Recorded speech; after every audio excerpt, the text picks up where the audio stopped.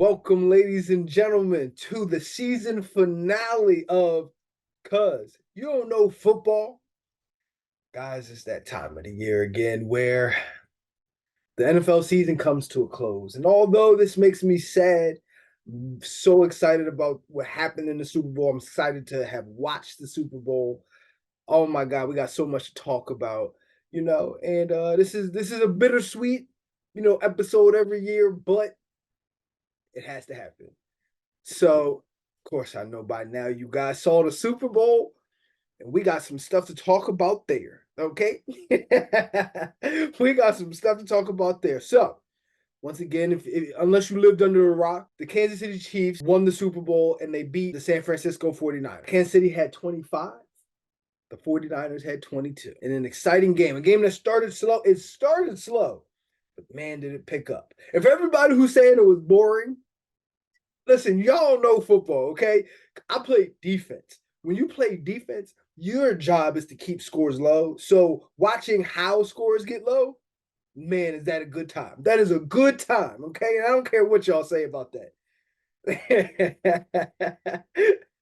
All right, so let's start off. Let's name up some stats. Brock Purdy was he was 23 of 38 for 255 yards, one touchdown, no picks. And then Juwan Jennings had the one pass it was for 21 yards, but it was a screen to Christian McCaffrey, and that was a touchdown too. So yeah, Christian McCaffrey had 22 carries for 80 yards, no touchdowns on the ground. But he also led the 49ers in receiving with 8 receptions for 80 yards and a touchdown. Brandon Ayuk also had 3 receptions for 49 yards, no touchdowns. Let's run down a bigger list so that we can kind of see everything. Juwan Jennings had 4 receptions, 42 yards, and a touchdown. And Deebo Samuel had 3 receptions for 33 yards. Oh, and Kyle Juszczyk, he had 2 receptions for 31 yards, but one of them was that that reach over. When he caught it and reached over, it looked real athletic.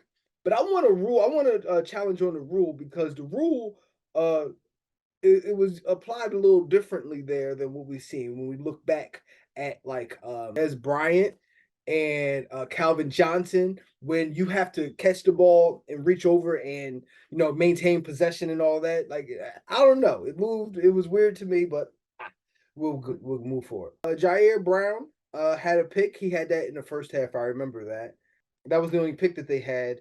Now Eric Armstead had a sack. Javon Hargrave had a sack. And Chase Young had a sack as well. So that was them.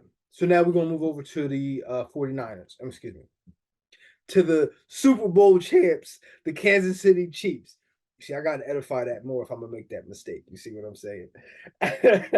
So Pat was 34 of 46 for 333 yards, 2 touchdowns, and a pick. He also led them in rushing with 9 carries for 66 yards. Isaiah Pacheco also had 18 carries for 59 yards, but there was no rushing. There was no rushing touchdown. Travis Kelce actually led them in receiving. It didn't feel like it. He had 9 receptions for 93 yards, but no touchdowns.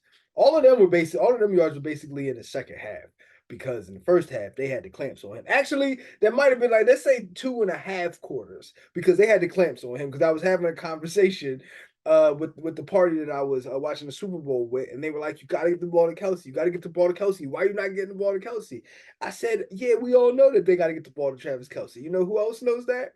The 49ers. That's why it's not happening." And the Chiefs figured that out. But yeah, Travis Kelce, he balled out, 9 receptions for 93 yards. McCole Hardman had 3 receptions and for 57 yards and a touchdown, and that was the game clincher right there. Justin Watson. So Justin Watson had 3 receptions for 54 yards. Rasheed Rice had 6 receptions for 39 yards. Isaiah Pacheco had 6 receptions for 33 yards. Marquez Valdez-Scantling, he had 3 receptions for 20 yards and a touchdown, but it probably was more like 30 because he had that weird play where he would went backwards, and that almost cost him, but it was weird. But they got that together. But yeah, so on defense, they didn't have any picks, but Justin Reed had a half a sack. George Karlaftis had a half a sack. And yeah, that pretty much is it. So this is how I'm going to do this. First, I'm going to talk about the things to how the 49ers lost before I talk about the Chiefs. So a couple things happened during the game that pretty much led to the 49ers losing. And honestly, the fact there's more things that went wrong. Like for all the things that went wrong, like the score could have been like a wider margin. Usually in the NFL, you expect wider margins from scores, like all the things that go wrong. We'll go into that right now. So firstly, in the beginning of the game, Christian McCaffrey had that fumble in the red zone. They were going in to score even then. They had that fumble that was messed up. And then they had another fumble. They had two fumbles and they actually lost the turnover battle. Usually the team that loses the turnover battle loses the game. And for Patrick Mahomes to throw the interception, you can't, I mean, you gave the ball away twice, you're not really supposed to do that. And it's three times if you count the blocked extra point, which once again is part of how you go into overtime to begin with. You would be up by 1 point if that didn't happen. So it's interesting that all that happened. And it's unfortunate because, man, some people played a really good game, man. Christian McCaffrey, as I told you, led them in rushing and receiving. I even think Juwan Jennings, he had a really good game as well. The 49ers did a good game, did a good job of trying to take away Deebo Samuels and George Kittle. So, and I want to like pretty much close it with this. Listen, for all you think I hate Brock Purdy, I don't hate Brock. I just don't think he's what everybody says he is. So, once again, he had 255 yards passing, 1 touchdown, and no picks. That's a good game. That's a good game. The point that I've always made with them is 49ers have 4 options. I don't know another team that has ever had 4 options to go to. They've got George Kittle, they've got Christian McCaffrey, you got Deebo Samuel, and you got Brandon Ayuk. There's so many quarterbacks that would win that would not have lost this game with all of that talent. I can't think of a year that Tom Brady ever had 4 options like this. I can't think of a year that Peyton Manning ever had 4 options like this. I can't think of a year Aaron Rodgers ever had 4 options like this. I can't think of a year that anybody had 4 options. So the fact that he couldn't get it done with all of that, listen, I think it's going to be a rough road for him. You know what I mean? And for everybody who said he was an MVP candidate, he had an overwhelming team and couldn't get it done. So that's here nor there. Going over to the Kansas City Chiefs. Look, man, I want to start the conversation with the debate between the greatest and the best. And I'm going to give you my definition. My definition of the best is the person who provided the most problems for defenses, where it seems so unlimited. Unlimited is the wrong word. It seems so difficult, so it's not imaginable to how to stop them. The person that makes you feel like that, that person is the best, in my opinion. They just cause problems. There's nothing you could do. You just kind of throw your hands up. You got a game plan. You got a great defense, and it somehow is not mattering. That's what the best is. The greatest to me is when you're of the top 5, right? Your abilities can stretch to the top 5 ever, right? So we're talking about quarterbacks right now. So I'm gonna just say that when your ability stretch to the top 5 ever. The person that can do that for the longest period of time, that is the greatest. That's not necessarily the best, but that is the greatest. Tom Brady is the greatest quarterback we've ever seen. He was not great the first 5 years, but for 15 years, he was of that top 5. I can play with anybody, against anybody, elk, ever. There's been other quarterbacks that have done that. All of them have done it for a shorter period of time. Drew Brees had top 5 talent performances, over a period of time, just not as long as Tom Brady. Peyton Manning, the same thing, just not as long as Tom. Aaron Rodgers, Brett Favre, Dan Marino, John Elway, all of these people had their talent and what they put on the field. The fact that sometimes you got to say, I can't stop this, that's how they make you feel. That's who they are. These are what I mean when I say they're of that top 5. There's more quarterbacks. There's a lot more quarterbacks that have shown flashes of that for years, than the top 5 can hold. But that's why it's always so debatable. Tom Brady is the greatest quarterback of all time. Patrick Mahomes is the best quarterback the NFL has ever seen. We've never seen anything like this. So I was actually looking up some stats real quick. Hold on, let me just get to them. And this isn't even to say anything. So first of all, Patrick Mahomes hasn't had a number 1 wide receiver in 2 years. He's also won 2 Super Bowls in that same span. So this year specifically, not only did he not have a number 1 wide receiver, he probably didn't have a number 2 wide receiver. And then when we look at the obvious flaws. This is what they're saying about their offensive line. Kansas City gambled this offseason, letting both of their starting tackles walk. In free agency, the result has not been great. Okay, and Pro Football Network, they ranked the Kansas City Chiefs offensive line as 14th. That's pretty much middle of the pack, but they got like an average to below average offensive line. So he don't have a number one wide receiver. He don't have a very good offensive line. It's okay at best. And he's still winning Super Bowl. In a situation, remember when I told y'all a quarterback is not supposed to make more than 13% of the team's salary cap and win the Super Bowl? Well, he's now winning with earning 16% of the team's salary cap. 16%. He's getting paid more than you're supposed to get paid to win a Super Bowl. He's winning while he's getting paid. He's winning in his prime, which is something that we've never seen. And he's losing things now that we're not giving credit for. Tyreek Hill was on pace to get 2,000 yards receiving this year. He loses him, they don't even think about replacing him, and it don't even matter because he won 2 rings. We've never seen this. I mean, Patrick Mahomes has never not been in the AFC Championship game as a starter. He's been in the league 6 years. He's never started and not been in the AFC Championship game. He's got 3 rings in the same time span. We've never seen this.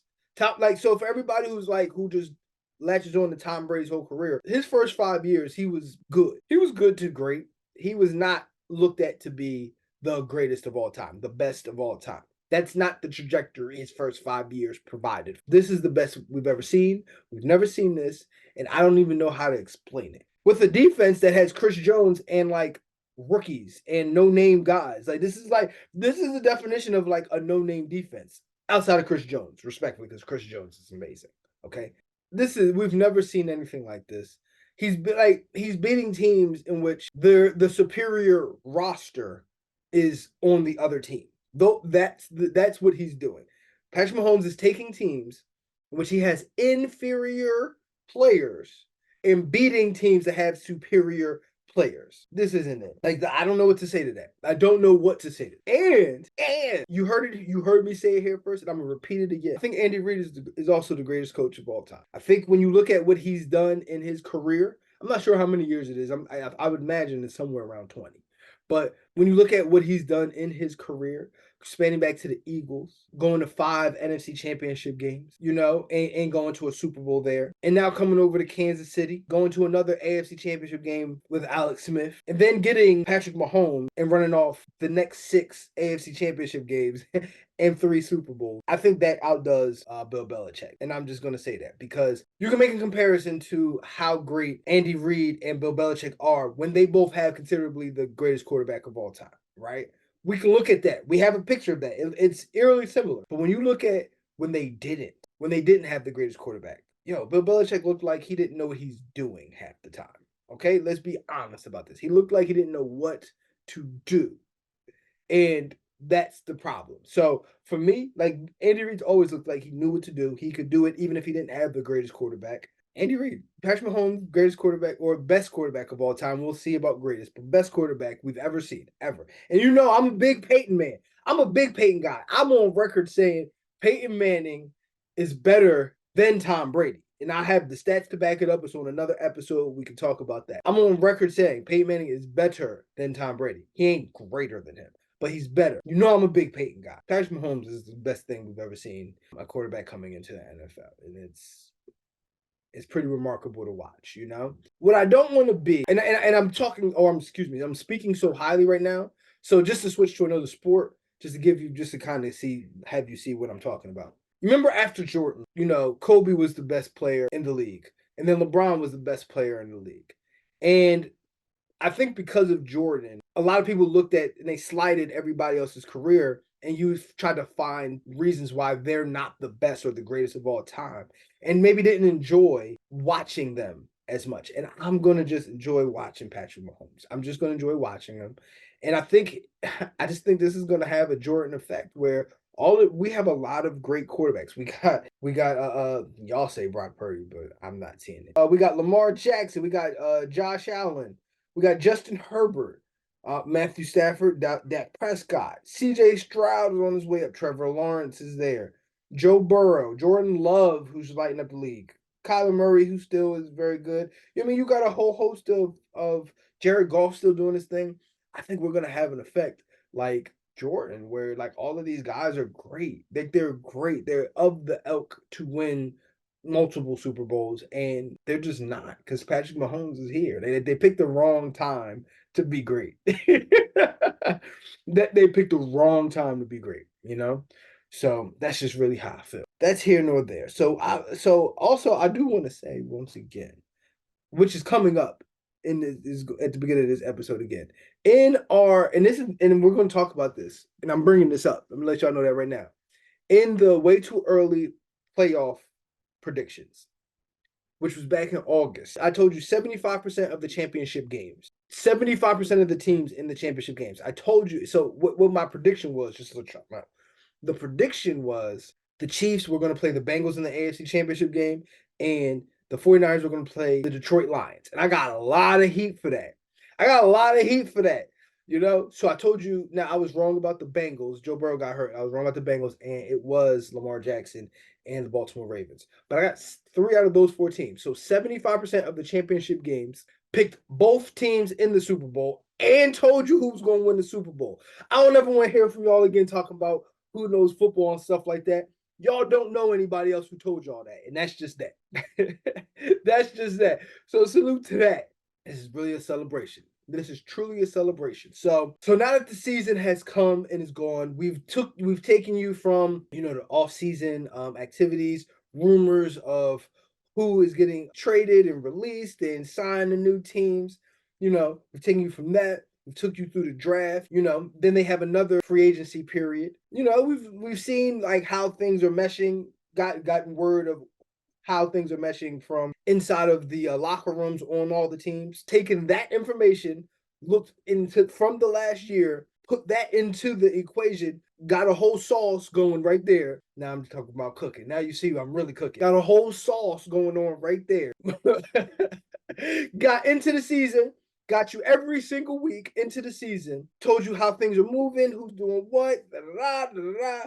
And now, moving into the playoffs, into the Super Bowl, and now we came to the conclusion of the year. So, of course, this is the finale for the season. So we're going to start up again. We're going to take probably a month off and, start to get the information. Now we're going to have a little bit more time to get to the information, get more facts, see, start to simmer, this whole thing again. But before I go, I want to say a special thank you, and I mean this from the bottom of my heart, to all of my guests, because none of this is possible without them. They helped me through this. This was whether you guys knew it or not, this was a transition, bringing on multiple guests and seeing how this is going to mesh and figuring out how we're going to try to pull this off. So I want to thank, of course, my man Nick. Nick, man, salute to you, man. He just had his second baby. I'm very happy for him. Nick, man, I thank you for being on and taking time away from your beautiful family to help me. We had Cesar. Cesar, man, like I can't, like, you know what I mean? He's one of the, he's been arguing with me since I was working in the hospital. He's been arguing with me about football and stuff like that, and he's always been somebody who I can rely on to challenge my viewpoints, and he's always done a good job with that. He's always been entertaining. Y'all see him. He's always been entertaining. He's always been like that. Then we got, of course, Mooch, Jamal. Yo, man, thank you, man. Like that was was different, trying to get him on. And I always said, if you got your older brother asking you to get on your show, I guess you must be doing something right. So thank y'all for that. And of course, last but certainly not least, JB, man. Like, he was probably the first person when we were rolling in, bringing on multiple guests, and we were like, all right, we're not going to have guests that are there every week, but we want to bring people in. The first person that came to mind was JB, man. We've been arguing since college. It was funny because when we was in college, we used to get in such heated debates. People thought we were like getting in fights. We were like, yo, they're about to fight. And we was never going to fight. But that's just the passion to which it is, So JB, man, I thank you for being a part of this too. All of my guests, and this is why they're here, all of my guests have an opposing point of view than myself. I haven't brought anybody on who has the same point of view that I have, Everybody thinks that I'm wrong. All of my guests, when I talk to them, they all think I'm wrong. That's here nor there. I think they're wrong too, but but man, I love all of them, man, and I'm appreciative to have all of them, coming on and everything like that. First of all, I want to give a cheers to Cuz You Don't Know Football season 3. I want to thank you guys for coming on this journey with me. I sacrificed a lot to get to this point, and I just want to thank you guys once again for being a part, making my dreams come true. So salute to finally my fans, man. Like, guys, we touched up to like 100,000 views on a reel. Like we got into Spotify. You've been here since before we was on Spotify. And now that we're on Spotify, it's like, man, like it's amazing. So 100 views, man. We've made a lot of additions. Season 4, we already got a plan. It's gonna be crazy. We got a lot coming for you, season 4. Stay tuned. Stay tuned. Season 4 is gonna be crazy, and it's something it's gonna set this off. We're gonna go to new heights in season 4. Believe that. All right. So cheers to everybody. And once again, sorry to say it to y'all. Y'all are family. I love y'all to death. I love y'all to death. 75% of championship games, the Super Bowl game predicted, the Super Bowl champion predicted. Sorry, y'all. I gotta say it to you. Cause you don't know football. We're gonna see you. Thank you for this journey. We're gonna see you next season. And I'm excited to see y'all again. Just like Martin said, I'm gonna see you when I see you. Peace. I love y'all, man. Take care.